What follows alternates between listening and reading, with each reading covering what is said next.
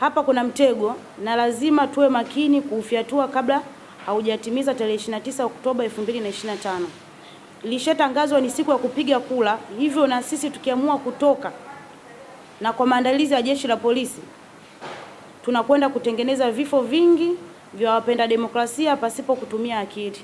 Nimetafakari pia sana tu kama inawezekana wenzetu wanaotuhamasisha tukaandamane wakiwa nje ya nchi.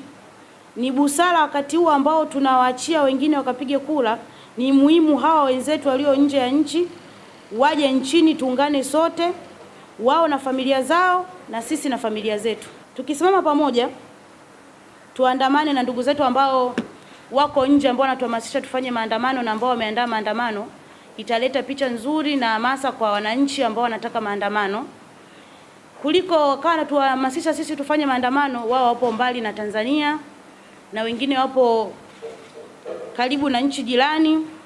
Kwa mimi nilikuwa na wazo kwa Tanzania na wapenda haki, kama kweli tunataka tuondoe utawala ambao uliopo, hatutaki utawala ambao upo, hatutaki chama tawala ambacho kinatawala saizi na tunataka chama cha demokrasia na maendeleo kishike, ni vizuri tukajitokeza na tukajipanga baada ya wao kufanya uchaguzi wao Oktoba 29, na sisi wote tukatafuta muda na ndugu zetu wakapata kusogea hapa Tanzania nchini, tudai haki kwa pamoja, kuliko tukahamasishana kufanya vurugu siku ambayo ni ya maandamano yaliyopangwa na serikali.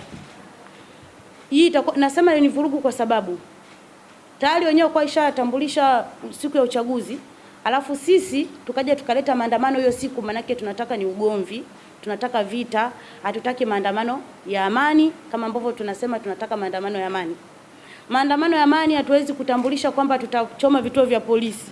Maandamano ya amani hatuwezi kusema kwamba tutapigana manati.